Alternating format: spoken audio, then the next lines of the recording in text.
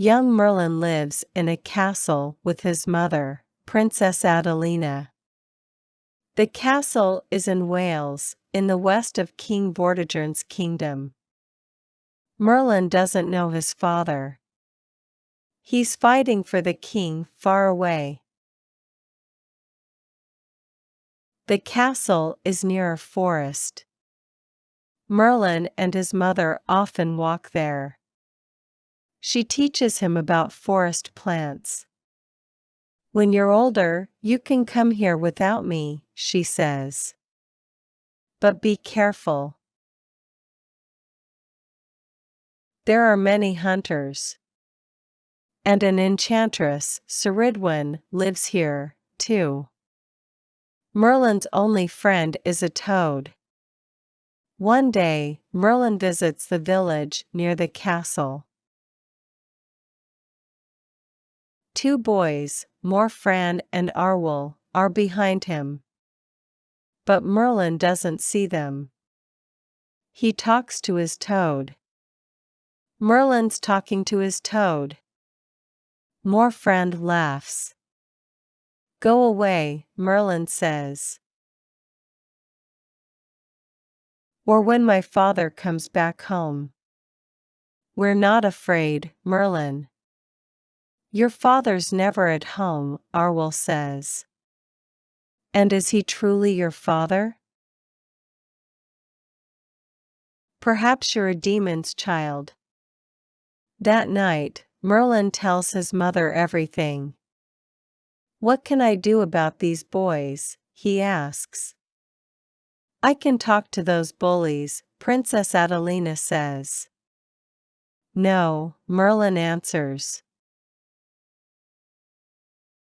"They call me a mother's boy without that." "Then your father can speak to them after he comes home," she smiles. "But be careful with Morfran. He's Ceridwen's son." Next week, Merlin goes to the village shop with his mother. He sits near the door with his toad in his hand. Suddenly, Morfran and Arwol jump out in front of him. "It's Merlin and his toad," they cry. The toad is afraid. It falls to the ground. "Let's see your toad jump." Morfran laughs. He runs after it. When Merlin's mother arrives, the bullies leave. That night, Merlin sees his father in a dream.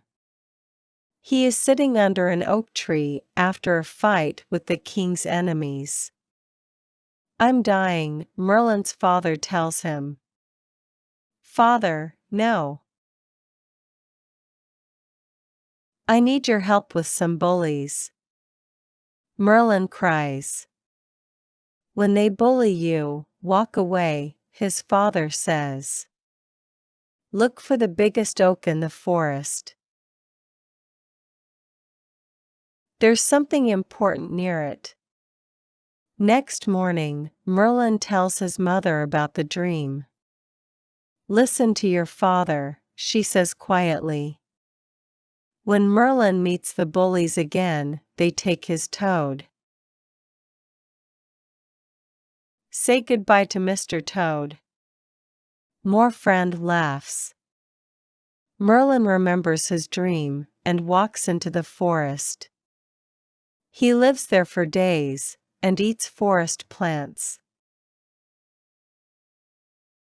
Then, one day, he finds the biggest oak in the forest. There's a little house near it. In front of the house, there's a boy. He's sitting near a cauldron. Who's that? Merlin thinks. Merlin watches the house from behind the oak tree. Morfran, a woman, cries through the open window. "Yes, mother," the boy says. The woman comes out of the house.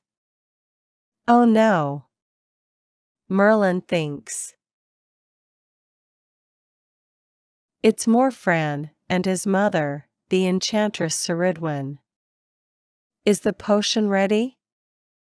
Ceridwen asks. Soon, mother, Morfran answers.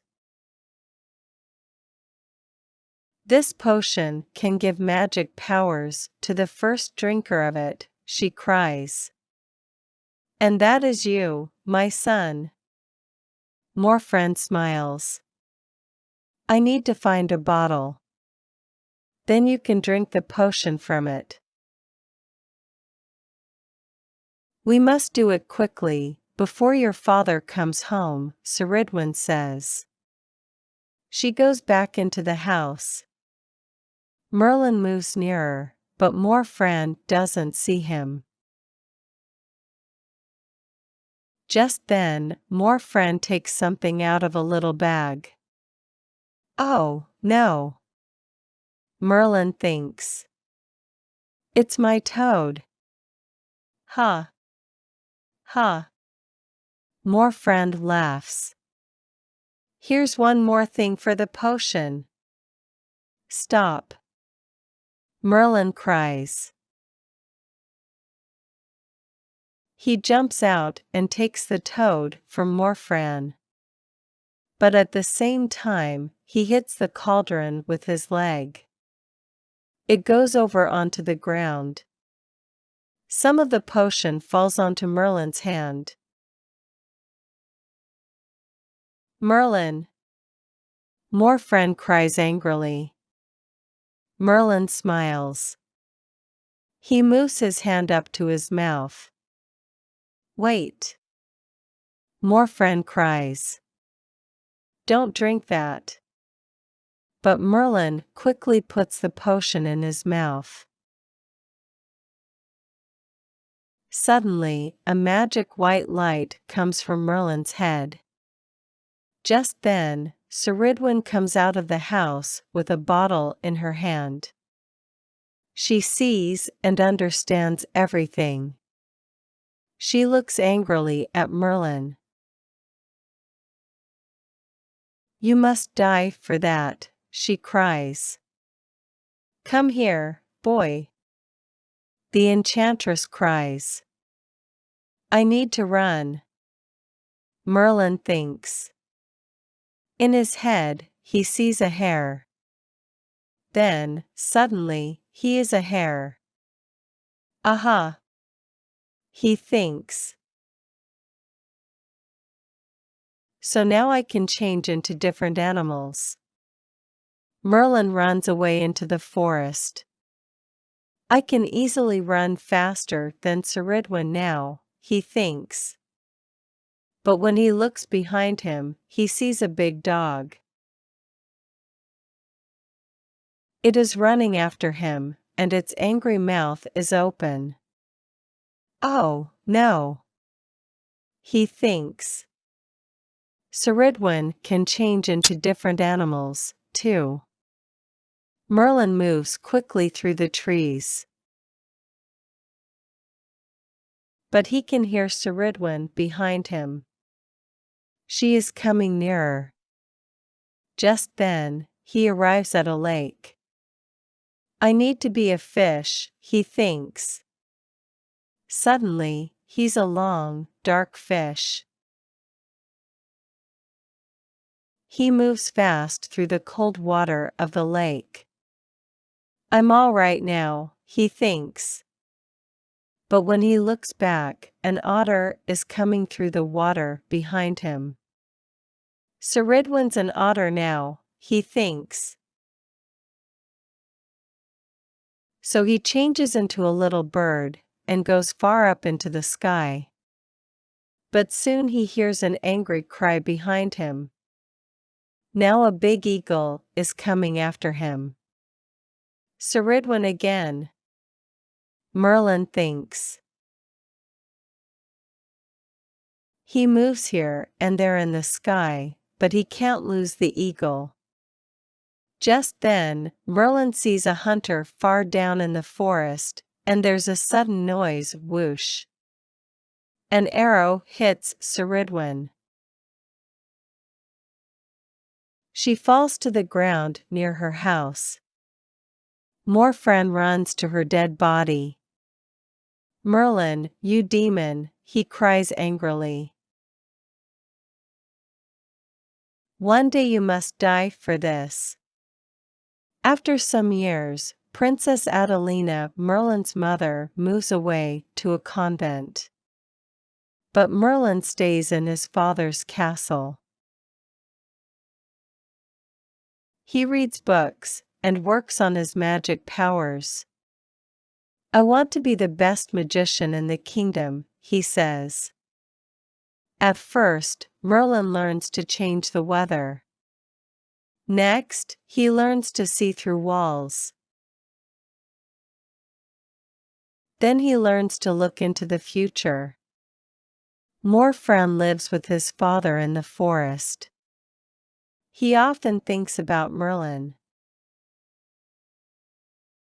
Perhaps I can kill him with one of my mother's old potions, Morfran tells his friend Arwol. But the old potion bottles have nothing in them all but one. And this potion doesn't kill people, Morfran says. It makes ill people well again. So give it to somebody important, Arwol answers, and pretend to be a magician. Soon after that, King Vortigern visits Wales after years of fighting. He has a new wife, Ronwen, but she is ill. Morfran hears about this. He goes to the king's men with the magic potion.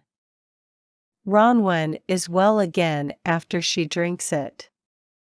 So Vortigern calls for Morfran.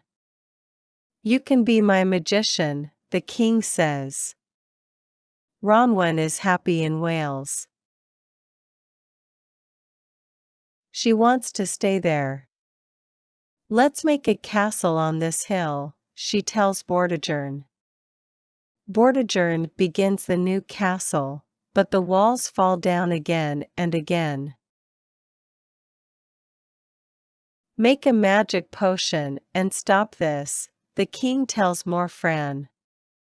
I need the blood of a boy without a father for that, Morfran answers. Now, the son of a demon lives near here. Give me some men, and I can bring him to you. Vortigern's men bring Merlin to the hill. Here's the demon's son. Morfran tells Vortigern. Kill him. I can make a potion with his blood, and put it on the ground. Then you can finish your castle. Morfran's my enemy. And he's wrong. Merlin cries. There are 2 dragons under the hill. I can see them through the ground. Dragons? Vortigern asks. Yes, Merlin cries. A red dragon and a white dragon. When they fight, the walls fall down. The dragons hear Merlin's cries, and they come up angrily through the ground. They are fighting, and breathing fire and smoke. I can stop them. Morfran says. He pretends to do some magic, but he is not a true magician. The dragons breathe fire on Morfran and kill him. Merlin quickly changes the weather. Suddenly, there's a wall of rain in front of the dragons. They move up into the sky. When the rain goes, the dragons are far away. You're a true magician. Vortigern cries. He finishes his castle, and calls for Merlin. Tell me about the future, the king says. Merlin closes his eyes. You, Vortigern, die without any children, he answers. Dark years of fighting come after that. Then I see a sword with magic light in it, a king with a wonderful castle, and his beautiful wife. I'm that king's magician. Be my magician. Vortigern cries. No, Merlin answers. I must work more on my magic. I must be ready when my king and my country need me. Then Merlin changes into a hare, and runs away into the forest.